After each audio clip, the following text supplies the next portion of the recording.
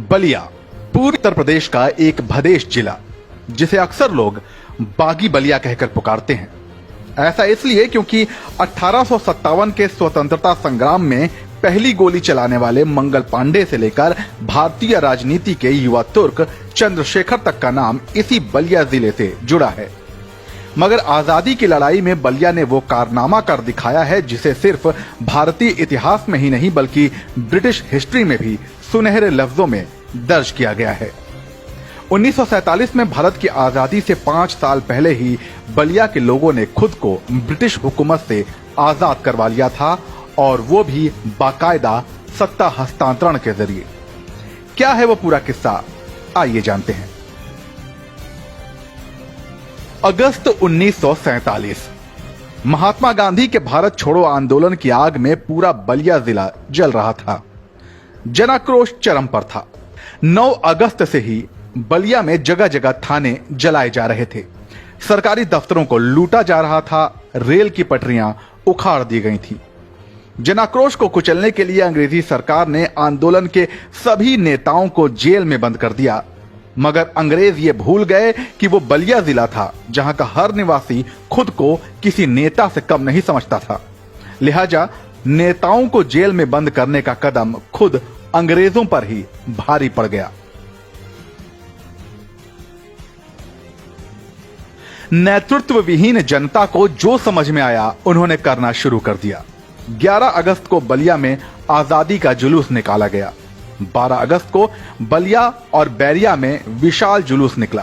13 अगस्त को बनारस से बलिया पहुंची ट्रेन से आए छात्रों ने चितबड़ा गांव रेलवे स्टेशन को फूंक दिया। 14 अगस्त को मिडिल स्कूल के बच्चों के जुलूस पर सिकंदरपुर में थानेदार द्वारा घोड़ों से कुचलने का आदेश दिया गया।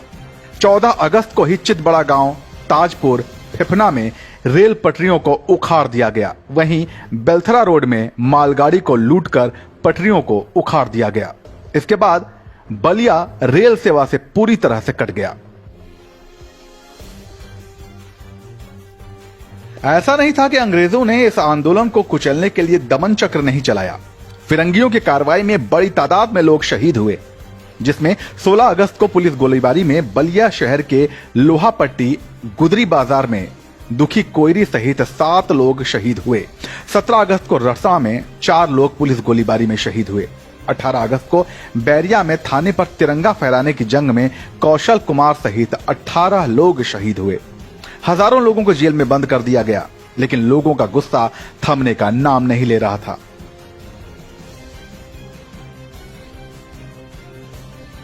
उन्नीस अगस्त को लोग अपने घरों से पैदल ही सड़कों पर निकल पड़े थे। जिले के ग्रामीण इलाके से शहर की ओर आने वाली हर सड़क पर जन सैलाब उमड़ पड़ा था। जिले के कोने कोने से हजारों की संख्या में लोग जिला कारागार पर उपस्थित हो चुके थे। जेल के बाहर पहुंचे लोगों के हाथ में लाठी, भाला, बल्लम, गड़ासा, बर्छी, रम्मा, टांगी यानी कि कुल्हाड़ी, खुखरी, ईंट, पत्थर वगैरह थे।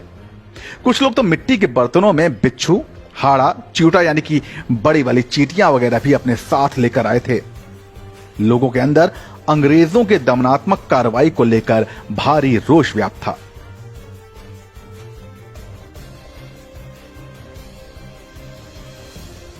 जेल पर एकत्र हो रहे लोगों की भीड़ का दबाव देखकर अंग्रेज कलेक्टर जेसी निगम और पुलिस कप्तान जियाउद्दीन अहमद जेल के अंदर घुस गए और दूसरी बात चित्तू पांडे समेत क्रांतिकारी नेताओं से बातचीत कर जेल का फाटक खुलवा दिया। टाउन हॉल क्रांति मैदान में एकत्रित जनसमूह के बीच पंडित चित्तू पांडे, राधा मोहन सिंह, राधा गोविंद सिंह और विश्वनाथ चौबे आदि का भाषण हुआ। नेताओं ने कहा कि जन आंदोलन के दबाव में यह रिहाई हुई है। आंदोलनकारियों के उग्र तेवर को देखकर जिले के 10 से अधिक थानों की पुलिस निष्क्रिय हो गई थी। उधर अंग्रेजी हुकूमत के बलिया में पंगु हो जाने के बाद 20 अगस्त 1942 को नए प्रशासन की विधिवत घोषणा कर दी गई थी। ब्रिटिश हुकूमत के कलेक्टर जेसी निगम ने बाकायदा चित्तू पांडे को प्रशासन का हस्तांतरण किया और चलते बने। बलिया में राष्ट्रीय स्वराज सरकार का गठन हुआ। इस सरकार का नेतृत्व एक करिश्माई नेता चित्तू पांडे ने किया।